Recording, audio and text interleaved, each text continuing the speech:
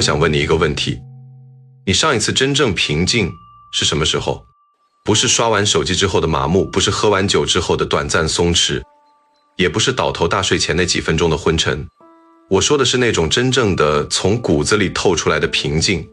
你想了很久，想不起来，或者你想起来了，那是很多年前的某一个下午，你还是个孩子，坐在院子里看蚂蚁搬家，脑子里什么都没有。但是从某一天开始，那种平静就再也没有完整的回来过。他被什么赶走了？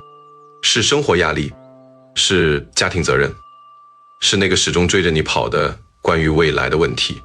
今天我想带你去看清楚一件事，一件佛陀在2500年前就已经看透了的事，但我们大多数人要用一辈子的焦虑去慢慢碰见它。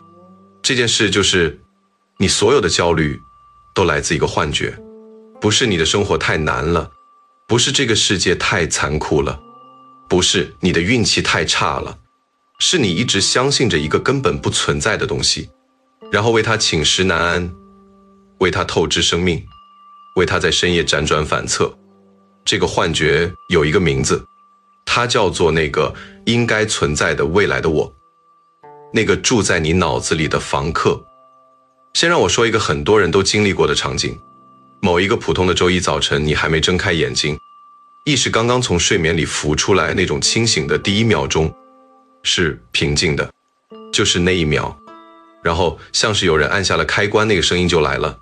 今天要交那份报告，上个月的业绩还没跟上，孩子的成绩下滑了，父母的身体最近不太好，信用卡的账单下周要还，那个同事上次说的那句话到底是什么意思？朋友圈里那个同龄人又买房了，我现在这条路到底走不走得通？我这一生会不会就这样了？从睁开眼睛到双脚落地不超过30秒，你已经把未来5年都担忧了一遍。这是焦虑，但你早就习惯了，习惯到以为这是正常的，甚至有一种奇特的心理，如果某一天你没有焦虑，你反而会慌，会觉得是不是有什么重要的事情被你忘掉了。焦虑变成了你证明自己还负责任，还在努力，还没有放弃的方式。这很荒诞，但是非常普遍。佛法里有一个词叫业识，它不是说你做了什么坏事，而是说你的心已经养成了一种固定的运转模式。这个模式不需要你主动选择，它就自动启动，自动运转，像一台你不知道怎么关机的程序。你的焦虑就是你最忠实、最勤劳的一个业识，他从早到晚都在工作，从不休假。但问题是，他在为谁工作？他在保护你，还是在折磨你？有一位老禅师，他的寺院里有个年轻的沙弥叫明德。明德是个极聪明的孩子，经书背得滚瓜烂熟，禅机打得也比旁人快。但是寺院里所有人都知道明德有一个毛病，就是他总是睡不好觉。每天夜里，他的禅房里都有油灯的光亮，一直燃到3更。其他师兄弟问他，你夜里在做什么？他说，我在想什么？他说，我在想我5年后能不能开悟，10年后能不能成为一位像样的法师。我在想这辈子能不能真正领悟佛法的真意。我在想，如果我悟不了，这一生岂不是白活了？有一天，老禅师把他叫去，问他，明德，你知道你在寺院里修行几年了吗？明德说，3年了，师父。禅师又问，这3年里你吃过几顿饭？明德怔了一下，说3年每天3餐，大概3000多顿吧。禅师点点头，那你告诉我，你上一顿饭吃的是什么？明德想了想，说是米饭和豆腐，还有1碗冬瓜汤。禅师又问，你前天早饭吃的是什么？明德摇摇头，记不清了。禅师再问，1个月前你某天的午饭是什么？明德苦笑，那就更不记得了。禅师沉默了片刻，轻声说，你吃了3000多顿饭，每一顿都真实的进入了你的身体，养活了你，但你几乎一顿都没有完整的记住。你活在那3000多顿饭里吗？明德不答话了。禅师继续说，你每夜都在想5年后、10年后的自己，可是你有没有认真的活在今天这一顿饭里，活在今天挑水的那一桶水里，活在今天诵经的那一个字里？明德的眼睛开始发红，禅师的声音很轻，但是每个字都像是落在心上。你担忧的那个未来，它它住在你脑子里，它不是真实的。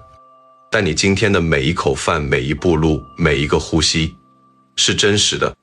你把真实的东西浪费在了一个幻象上。那一夜，明德的禅房里第一次在2更之前就熄了灯。这个故事不是要告诉你不需要规划未来，也不是要你不负责任的活着，它要揭开的是我们所有焦虑最底层的那一个秘密。我们不是在担心真实发生的事儿，我们是在担心一个我们自己在头脑里建造出来的幻象。那个幻象有多真实？它真实到可以让你在38度的夏夜里浑身发冷，它真实到可以让你在走进年会现场的一刹那感觉自己已经失败了，它真实到可以让你看着熟睡的孩子眼泪无声地流下来。但它不是真实的，它从来不是。幻觉是怎么建造起来的？你可能会说，我知道担忧没用，我也不想焦虑，但是我控制不了啊。这是大多数人的状态。他们在理智层面完全明白焦虑解决不了任何问题，但是在感受层面，那种揪心的感觉就是挥之不去。这背后有一个心理机制，非常精密也非常残忍。让我把它拆开给你看。首先，你的大脑天生就是一台威胁扫描机，这不是你的错，这是几万年进化留下来的本能。你的祖先住在野外，每一天都可能遇到猛兽、敌人、饥荒。那个时代，一个总是预判危险的大脑能帮助你活下去。一个活在当下、悠然自得的大脑，可能在某一天就被老虎吃掉了。所以，大脑的默认设置就是把注意力更多的放在潜在的威胁上，而不是已有的安全上。这在心理学里有个名字，叫做负面偏差。同样一件事，坏的信息比好的信息在大脑里留存的时间更长，印象更深，触发的反应更强烈。你今天收到10条评论，9条是赞美，1条是批评。你当晚临睡前还在反复回想哪一条？你知道答案，但问题不在这里。问题在于你的大脑是在野外进化出来的，但你现在住在城市里，那些真实的老虎早就消失了，但你的大脑还在用同一套系统运行。他把领导今天好像对我有点冷淡当成了一只老虎，他把孩子这次考试少了5分当成了一只老虎，他把我30岁了还没买房当成了一只老虎。这些老虎触发了同样的应激反应，心跳加速，思维加速，身体进入备战状态。但是这一次没有什么可以逃跑的对象，也没有什么可以搏斗的目标。那股能量无处释放，就在你的身体里转成了失眠，转成了头痛，转成了莫名的胸闷，转成了那种说不清楚从哪里来的压抑。这是第一层。第二层更深一些，在这套威胁扫描系统之上，你的成长经历又给它加了一个滤镜。这个滤镜来自你从小到大接受到的那些信息。你要努力，否则将来会后悔；你要懂事，否则父母会失望；你要争第一，否则就是没用的人；你要早点结婚，否则会被人看不起；你要存够钱，否则老了会很惨。这些话有些是父母说的，有些是老师说的，有些是社会氛围告诉你的，有些甚至是你自己对自己说的。它们有一个共同的结构：现在的你不够好，你需要成为另一个样子，否则会有可怕的后果。你有没有注意到这些话里面有一个关键的词，叫做否则？否则就是幻觉的种子，它告诉你有一个你必须到达的地方，有一个你必须成为的样子，有一个你必须拥有的东西。否则你的人生就是失败的、痛苦的、羞耻的。于是在你脑子里就住进了一个房客，这个房客长得像你，但比你更成功，更有钱，更有控制力，更让所有人满意。他住在一个叫做未来的地方，你永远看得见他，但是永远追不上他，因为每当你接近他，他就往前移动一步。你赚到了第一个100万，他手里拿着第一个1000万。你的孩子考上了好大学，他的孩子去了更好的大学。你住进了新房，他已经换了更大的。你永远在追赶一个影子，而焦虑就是这场追逐产生的摩擦热。佛法把这个状态叫做我执。这个词很多人以为是说自私，是说固执己见，但它真正的含义是对一个应该存在的自我的执念。你执着于那个应该更成功的我，应该更被尊重的我，应该拥有某种生活的我，应该不再焦虑的我。你用全部的生命力去追赶那个幻象，但那个幻象从来就不存在。心经里那句最著名的话，色即是空，空即是色，很多人把它理解成一种虚无主义，反正什么都是空的，所以不用在乎。这是误读。它真正说的是，所有你以为真实存在的固定不变的东西，其实都是条件和合下的暂时显现，包括那个你觉得应该是这样的自我，包括那个应该是这样的未来，它们都不是固定的，都不是本质的，都是随着因缘不断流动变化的现象。你在为一个流动的幻象划定一个固定的目标，这本身就已经是苦的开始。一个人的焦虑到底有多重？我想让你做一个实验，现在把你最主要的那一个焦虑找出来，不用多，就一个，可能是关于钱的，可能是关于工作的，可能是关于健康的，可能是关于孩子的，可能是关于婚姻的，可能是关于父母的。找到它了吗？现在我问你，这个焦虑存在多久了？1年、5年、10年，还是更长？你的答案可能会让你自己都吃惊。我见过很多人，他们带着一个几乎一模一样的焦虑，活了20-30年，内容可能每隔几年稍有不同，但那种揪心的感觉，那种还不够、还没到、还差很远的感觉，从来没有真正消失过。更重要的问题是，这个焦虑它解决了什么问题吗？在你带着它的这1年、5年、10年、20年里，它帮你做成了什么事情？请你诚实的回答。大多数人的答案是，它让我更努力，让我不敢松懈，让我保持危机感。这是真的吗？让我们来看得更仔细一点。你是因为焦虑才努力，还是在焦虑的折磨下，你依然在努力？这两件事看起来相似，但是有本质的不同。第一种状态，焦虑是动力来源，没有焦虑就没有行动。第二种状态，行动是你内心真实的选择。焦虑只是一个骑在你背上的重量，它没有帮你，它只是让你跑得更累。我接触过很多在事业上做得相当不错的人，他们有一个共同的特点，就是焦虑程度并不比普通人低，甚至更高。他们以为等自己做到了某个位置，到达了某个数字，实现了某个目标，焦虑就会停下来，给他们一点奖励，让他们喘口气。但他没有，目标达到了，新的目标立刻出现了，焦虑跟着新目标继续追着他们跑。有一位做了20年企业的老板，他告诉我，他这辈子第一次真正感到轻松，是在他做了一件他年轻时绝对想不到会做的事情之后。那件事是什么？他把公司60%的股份转让了出去。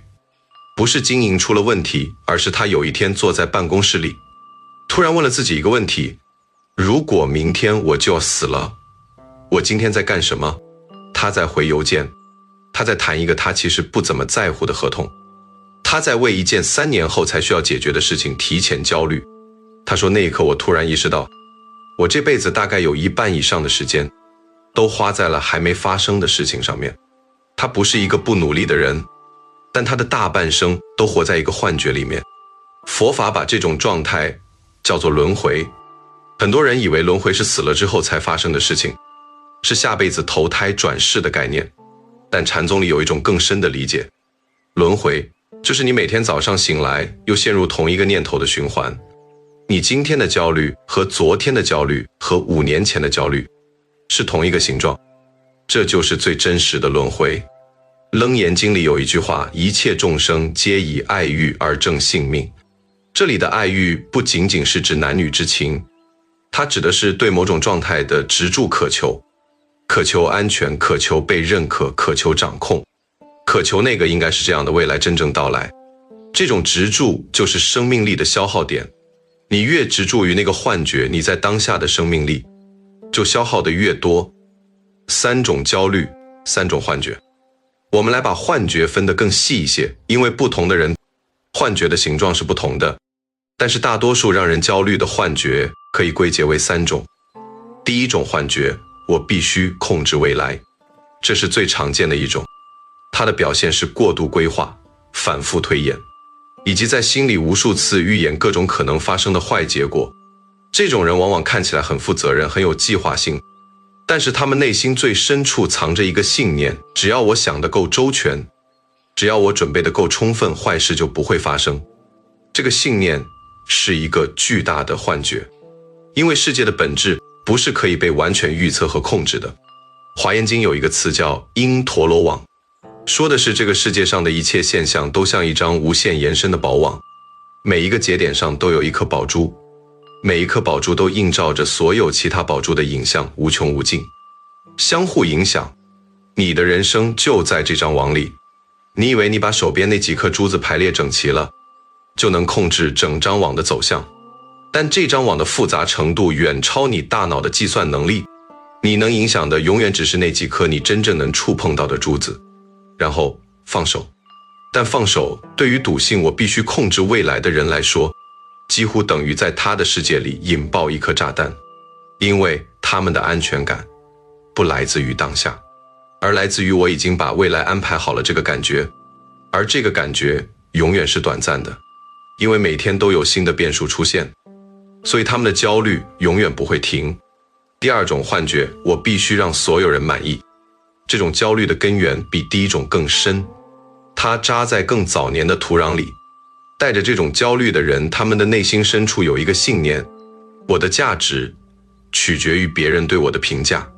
他们在发出任何一条消息之前会斟酌很久，他们在做任何一个决定之前会先在心里模拟各种人的反应。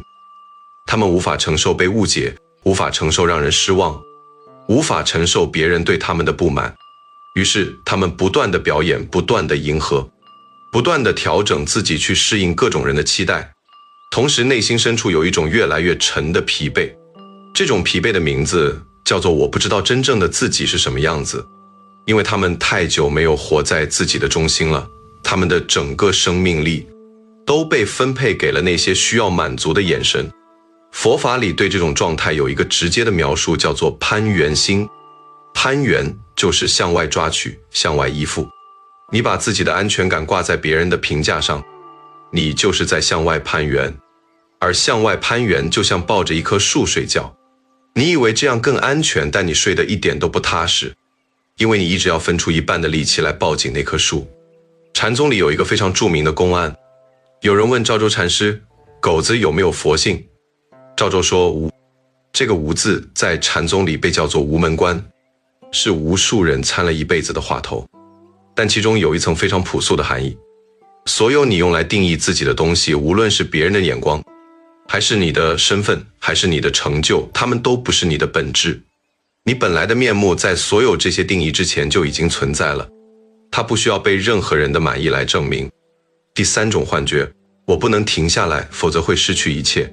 这种焦虑最隐蔽，因为它伪装成了勤奋和责任心。带着这种焦虑的人，他们停不下来，不是因为事情真的多到停不下来，而是因为停下来这件事本身会触发一种极大的不安。一旦停下来，那些他们一直用忙碌压住的问题就会浮出水面。我这一生到底在做什么？我真正想要的是什么？我现在走的这条路是我真正选择的吗？这些问题比任何一项工作都更难以面对，所以继续忙，用忙碌来麻痹觉察，用不停的做事来逃避不得不开始思考的那一刻。这种状态在佛法里叫做无明。无明不是说你不聪明，不是说你无知，而是说你对自己生命真正的状态一直处于一种刻意的不看见。六祖慧能在《坛经》里说，不识本心，学法无益。这句话的意思是，如果你不去认识自己的心，不去看清楚那些驱动你的力量到底是什么，无论你做多少事儿，学多少东西，都只是在更大的幻觉里打转。这三种幻觉有时候会在同一个人身上同时出现。你想控制未来，同时想让所有人满意，同时又停不下来。三架焦虑的马车同时拉着你，但是往三个不同的方向，难怪你那么累。第5章，禅宗里那个令人震惊的答案。我想给你讲一个故事。这个故事发生在唐朝，距离现在大约1300年前。有一个叫做道信的年轻人，他听说四祖菩提达摩大师的三传弟子僧璨大师正在苏州皖公山弘法，于是跋山涉水去求道。他找到了僧璨，跪下来说，请大师发慈悲，教我解脱法门。僧璨看了他一眼，问：谁附入？谁绑住你了？道信愣住了，他想了很久，慢慢说：无人附，没有人绑住我。僧璨微微一笑说：何更求解脱乎？那你还求什么解脱呢？道信站在那里一动不动，良久，他跪下来顶礼膜拜，此后跟随僧璨修行，最终成为禅宗第4祖一代宗师。这一问一答，短短10几个字，但是里面藏着一把钥匙，可以打开大多数人一生都找不到门的那把锁。谁绑住你了？当道信说出无人附3个字的时候，他已经在那一瞬间触碰到了真相，那个让他痛苦的，让他急切地奔走求道的，让他觉得自己被困住了的那个困，他不是别人给他的，没有人给他带过枷锁，那枷锁是他自己的念头造出来的。这个故事放在今天，放在你的焦虑里，一字不差的适用。谁让你焦虑的？你第一反应可能是那份还没完成的报告，是那个不理解你的伴侣，是那个让你操心不完的孩子，是这个竞争太激烈的社会，是那个一眼望不到头的房贷。但是所有这些真的把你绑住了吗？让我们来做一个思想实验。同样一份没完成的报告放在一个内心稳定的人面前，他会怎么做？他可能会坐下来开始写，他不高兴，但他不焦虑。同样一个不理解你的伴侣，放在一个对自己有清醒认识的人面前，他会怎么做？他可能会选择沟通，或者选择接受彼此的差异，但他不会在深夜里反复咀嚼那种被误解的感觉，让他把自己腐蚀。同样一个竞争激烈的社会，一个知道自己真正在乎什么的人，他会做出自己的选择，然后走那条路，而不是同时活在100条他没有选的路的焦虑里。外在的条件其实并没有把你绑住，是你脑子里那个这不应该是这样的，那个应该是这样的念头把你绑住了，是那个幻觉把你绑住了。第6章，业力不是惩罚，是回应。这一章我想说一件很多人理解错了的事情。在很多人的认知里，业力是一种惩罚系统，你做了坏事，业力来惩罚你。你的焦虑是你过去某种错误的报应。这个理解是对佛法的严重误读。业力的本质是一种回音，你在生命里发出的每一道声音，都会在这个宇宙里产生回响。你反复在脑子里运行的那套焦虑程序，就是一种声音，它会在你的身体里产生回响。慢性紧张、消化问题、睡眠障碍、免疫力下降，它会在你的关系里产生回响。你的焦虑会以某种方式传导给你的孩子、你的伴侣、你的同事，这不是比喻，这是真实的神经科学现象。它会在你的决策里产生回响。一个处于焦虑状态的人，他做出的决定，往往是被恐惧驱动的，而不是被智慧驱动的这2种决定。长期来看，结果非常不同。所以业力的意思不是你有罪，你被罚了。业力的意思是你种下什么，你就活在什么里面。你种下反复的焦虑，你就活在一个焦虑的世界里。不是因为这个世界真的那么可怕，而是因为一个焦虑的心会把所有的信息都过滤成威胁。这就是为什么同样一件事，有的人会说这是个机会，另一个人会说这是个陷阱。不是世界不同，是他们的心在运行不同的程序。我想给你讲一个真实的案例，细节上我做了一些调整来保护当事人的隐私。有一位女士，她在一家公司做了将近20年的中层管理，工作能力很强，但是公司里所有人都知道，她是那种永远处于高压状态的人。她的微信消息永远在5分钟内回复，她的年假几乎从来不休，她的周末经常要处理工作上的事情，她对下属的要求很高，对自己的要求更高。她说，她这辈子从来没有过一天是真正放松的，因为在她的信念系统里，只要她松一口气，一切就会垮掉。她有一个意向，每当她试图放松的时候，脑子里就会出现一个画面，一栋楼，她在里面。一旦她停下来不去支撑那些墙，那栋楼就会倒。后来有一次，她生了一场大病，不得不住院3周。那3周，她的工作，她的团队，她觉得离了她会原地爆炸的所有事情，都运转得相当正常。没有任何事情因为他的暂时缺席而垮掉。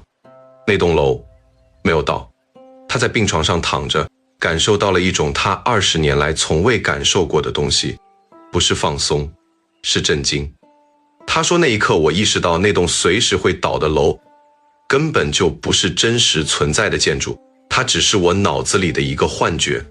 我用20年的生命力去支撑了一栋根本不存在的楼，这就是业力的运作方式。你的幻觉在你的生命里产生真实的代价，不是因为有人在惩罚你，而是因为你活在那个幻觉里。那个幻觉就成了你真实生活的底色。唯识学里有一个概念叫做种子现行，现行熏种子，意思是你的念头会变成一粒种子，储存在你的深层意识里。这粒种子会在特定的条件下发芽，变成你的感受、你的判断、你的行为，而你的感受、判断、行为又会强化那粒种子，让它的力量更大。焦虑的运作正是这个原理。一个焦虑的念头变成了一粒种子，这粒种子发芽，让你的身体进入紧张状态。紧张状态让你的感知变得更加敏感，更容易捕捉到威胁信号。捕捉到威胁信号，强化了那粒焦虑的种子，种子更大了，下一次发芽时更容易，也更有力量。这就是为什么焦虑如果不被看见、不被处理，它只会越来越深。它在你的意识深处扎了根。转念不是往好处想。说到这里，你可能会问，好，我明白了，焦虑是幻觉，那我应该怎么做？是不是告诉自己往好处想就行了？不是的，往好处想是另一种层面上的幻觉，它只是把一个幻觉替换成了另一个幻觉。真正意义上的转念，在佛法里是一个远比这更深刻的动作。我用一个故事来说明这件事。有位名叫永安的居士，他是一位成功的商人，因为一次偶然的机缘开始学佛，时常去寺院里参访，向僧人请法。有一天，他带着一身的焦虑去找一位很有修为的老法师。他说，法师，我最近特别焦虑，我的生意遇到了一些困难，我总是担心如果这次挺不过去，我的家庭会怎样，我的父母会怎样，我积累的一切会不会一夜之间消失？法师问他，你现在手里拿着什么？永安低头看了看，说，我什么都没拿。法师说，那你现在手里失去了什么？永安又看了看，说，我也没有失去什么。法师点头，那你的担心是在担心一个什么时候的事情？永安沉默了片刻，说，是将来。法师说，将来还没有来，所以你现在什么都没拿，什么都没失去，什么也没有发生。永安说，可是它可能会发生。法师说，是的，它可能会发生，但是你注意到了吗？你现在的感受和它真正发生的时候一模一样，甚至更深，因为你已经把它在心里发生了无数遍了。你没有等到它真正来，你已经先把自己淹死了无数遍。永安盯着法师看了很久，然后缓缓说，我懂了，我活在了一个还没发生的未来里。法师最后说了一句话，这句话永安此后记了一生。法师说，过去的事已经结束了，带不走，未来的事还没发生，用不着。你唯一真实拥有的，只有此刻正在发生的这一息，这才是真正意义上的转念。转念不是把这次生意可能失败这个想法替换成这次生意一定会成功，那只是换了一个幻觉。真正的转念是把注意力从那个幻觉里抽出来，落回到此刻，落回到你此刻真实存在的这一口呼吸，这一次心跳，这一个真实在发生的当下。金刚经里有一段话极其精准，过去心不可得，现在心不可得，未来心不可得。很多人读到这句话感到茫然甚至恐慌，什么都不可得，那活着还有什么意义？但这句话真正要说的不是让你绝望，他说的是你试图抓住的那些心，对过去的悔恨，对未来的恐惧，对现在的不满，它们本身就不是固定存在的，它们都是流动的、变化的、升起灭去的现象。你不需要抓住它们，你也抓不住它们。真正需要做的是停止抓取，让那些念头自然的升起，自然的消散，而你只是那个见证者，不被他们卷走。这在禅修里叫做关照，不是我没有焦虑，不是我强迫自己不焦虑，而是我看见焦虑在升起，我看见它的形状，我不与它合并。就像坐在河边看水流，你不跳进河里，你只是看。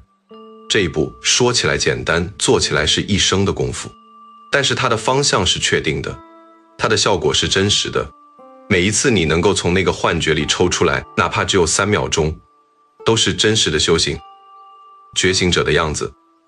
我见过一些，我个人认为真正活出了某种觉醒状态的人，他们不是僧侣，不是修行人，他们是普通人，有家庭，有压力，有不如意，但他们身上有一种共同的东西，我想把它描述给你听。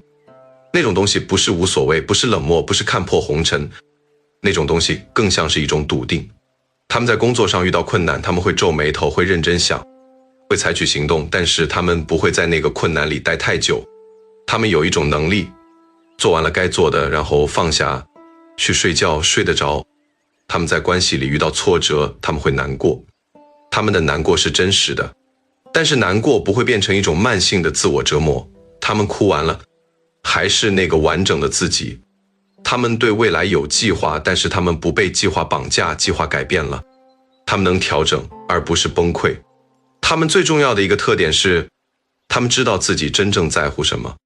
不是社会告诉他们应该在乎什么，不是父母告诉他们应该在乎什么，而是他们自己在某一段沉默的时光里真正问过自己，也真正得到了答案。这个答案每个人不一样。有人说我最在乎的是我的孩子长大后有没有感受到被爱，有人说我最在乎的是我离开这个世界之前做没做过那件我一直想做的事情，有人说我最在乎的是我是不是一个言行一致的人。当你知道自己真正在乎什么，你的生命力就有了方向，不是分散在所有人的期待里，不是分散在无数个应该里，而是汇聚成一道清流，往你真正在乎的方向流。这个时候焦虑不是消失了，而是变小了，因为焦虑的本质是你不知道自己该朝哪里走，所以每一个方向都令你不安。当你知道了自己的方向，焦虑就失去了它最大的土壤。六祖慧能有一个非常著名的偈子：菩提本无树，明镜亦非台，本来无一物，何处惹尘埃。这首偈子有很多种解读，但是有一种解读我觉得最接地气，也最适合在今天这个时代被说出来。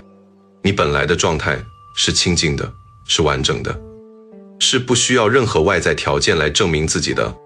那些让你焦虑的尘埃，那些关于你不够好的念头，关于你必须到达某个地方的焦虑，关于你不能让某人失望的恐惧，他们不是你的本质，他们是后来粘上去的。你可以拂去他们，不是因为你很厉害，不是因为你意志力超群，而是因为本来他们就不是你。这就是觉醒，不是登上某个高台看见某种神秘的光，是在某一个普通的下午，你突然发现你一直以为压在胸口的那块石头，其实一直都不是真实存在的。活在此刻，不是一句鸡汤。说到活在当下，很多人会有一种抵触感，他们觉得这是一句没有操作性的鸡汤，是一种逃避现实的借口，是让你放弃努力的麻醉剂。这个误解需要被彻底拆解。活在当下不是让你什么都不做，不是让你不考虑未来，不是让你对一切都无所谓。活在当下是一种做事的质量，不是不做事。我来给你描述2个人做同一件事的状态。第一个人正在和孩子一起吃晚饭，但是他的思维一半在明天的会议上，一半在上周那封没有回复的邮件上，一半在担心孩子的学习成绩，一半在想信用卡的账单。他的身体在饭桌前，但他的心完全不在这个场景里。孩子跟他说今天学校发生了一件有意思的事儿，他应了一声哦，但是他没有真正听进去。这顿饭结束了，他只是又一顿被消耗掉的时间。他和孩子之间的距离比饭前更远了一点点。第二个人正在和孩子一起吃晚饭，他把手机扣在桌上关了，他看着孩子夹菜的样子，他注意到孩子今天好像有点心事，他问了一句今天怎么了？孩子犹豫了一下，然后说了一件让他完全没想到的事。原来孩子一直有一个困惑，一直没敢说，因为觉得说了也没用。那个下午他们聊了很久，他没有给孩子解决那个困惑，但是孩子说，爸，我今天感觉好多了，就是因为你真的在听我说话。第二个人没有因为这顿饭耽误任何一件重要的事情，但是他这顿饭真正发生了什么和第一个人完全不同。这就是活在当下的真实含义，不是什么都不管，而是当你在做这件事的时候，你真的在做这件事。当你在和孩子吃饭，你就在和孩子吃饭，不是在用吃饭的时间同时焦虑3件其他的事。当你在工作，你就在工作，不是在工作的间隙反复想着自己的职业选择是不是错了。当你在休息，你就在休息，不是在休息的时候内疚自己为什么没在工作。这需要练习，这需要很长时间的练习，但是每一次你能做到，哪怕只有5分钟，你的焦虑就真实的停止了。不是你让它停止的，是因为你真正活进了当下。那个焦虑运作所需要的燃料，那个对幻觉的专注，暂时断掉了。坛经里六祖说过一段话，我每次读都觉得像是一把扇子，把胸口的烟雾轻轻扇散。他说，前念迷即烦，后念悟即佛。前念住境即烦恼，后念离境即菩提。翻译成白话就是，前一个念头迷失了，你就是普通人；后一个念头觉醒了，你就是佛。前一个念头执着于那个境界，你就陷入烦恼；后一个念头离开那个执着，你就到达菩提。这里面有一个极其重要的信息，他说的是前念和后念，不是这辈子和下辈子。觉醒不是一个遥远的目标，不是一个你需要修行几十年才能触摸到的彼岸。觉醒就在下一个念头里。下一个念头，你是继续被那个幻觉卷走，还是你看见了它，轻轻地放下它，回到此刻，就是这一步，此刻，下一秒就可以发生。你真正在等待的，从未离开。我想带你回到这篇文章最开始的那个问题，你上一次真正平静是什么时候？现在你可能已经有了一个不同的答案。那种平静不是你在某个遥远的未来等来的，不是你赚够了多少钱之后才有资格拥有的，也不是你把所有焦虑都消灭之后才能到达的目的地。那种平静，它一直在你里面。在每一个焦虑的念头与焦虑的念头之间有一个缝隙，在那个缝隙里，你能感受到它。就像乌云遮住了太阳，你以为太阳不见了，但是太阳从来没有消失过，它只是被遮住了。你的本来状态，那种不依赖任何外在条件的清静，它从来没有离开过你。是那些幻觉，是那些关于我应该是什么样子和我必须到达哪里的执念，把它遮住了。佛法里有一个词叫做自信，它不是说你有什么神秘的灵魂，不是玄学概念，它说的是你这个生命在所有后天加上去的执念、恐惧、表演、幻觉之下，有一个本来的状态，那个状态是完整的，不需要被修复，不需要被证明，不需要等到某个条件满足之后才能被允许存在。你的自信此刻就在这里，它没有在等你变得更成功，没有在等你获得所有人的认可，也没有在等你把那个幻觉里的理想的我追上。它就在这里，在你每一次深呼吸之间，在你每一次真正注视过的某张脸的眼睛里，在那些不可复制的短暂而真实的当下片刻里，你不欠那个幻觉任何东西。还记得我们在第1章说的那个房客吗？那个住在你脑子里的比你更成功、更完美、更让所有人满意的幻想版本的你。我想在结尾对你说一件事，你不欠他任何东西，你从来就不需要成为他。他是一个由恐惧建造的幻象，由你不够好的信念浇灌的幻象，由无数个应该和否则搭建起来的幻象。它从来不是你真正的目标，它只是焦虑最擅长使用的工具。你可以告诉他谢了，但是我不去了。这不是放弃，这是觉醒。放弃是说我懒得努力了，我不想负责任了。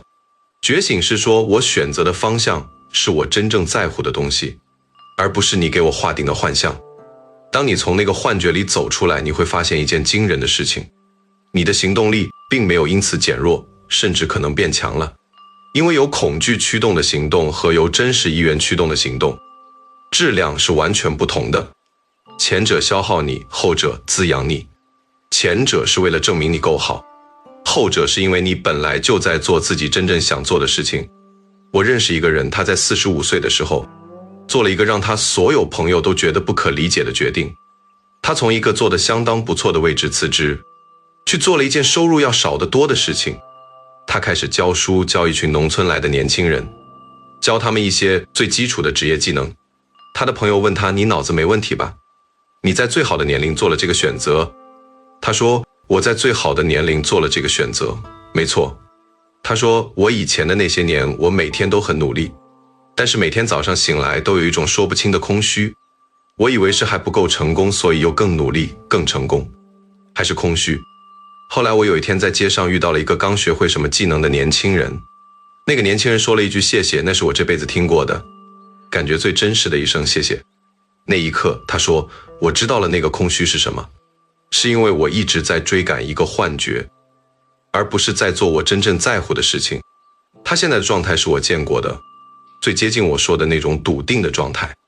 他依然有烦恼，依然有不顺心的事，依然有担忧，但是他不焦虑了，因为他知道自己在哪里，他知道自己为什么在这里，他知道他这一天的行动和他真正在乎的东西之间是直接相连的，那根线是清晰的，那根线就是他的平静来源。佛法里把这个状态叫做安住，不是什么都没有了，不是彻底处理了世间，是在这一切的中间，你有一个地方可以安住，那个地方不在幻觉里，不在未来里，不在别人的眼光里，只在此刻真实发生的这一息里。愿你能从那个幻觉里轻轻地走出来，不是因为你很勇敢，不是因为你修行到了什么程度，只是因为你终于真正地看见了它，看见本身就已经是自由的开始。此刻你有没有一个焦虑的念头正在心里运转？你能不能就在这一秒只是看着它，不跟它走，不被它淹没，只是看着它，就像看着一朵云从天空飘过。试试看，就是这一秒，这一秒没有过去，没有未来，没有那个应该是这样的我，没有那个还不够好的我，只有此刻真实的你，真实的存在着，完整的一无所缺的存在着。这就是你一直在寻找的那个答案，它从来不在别处，它就在这里。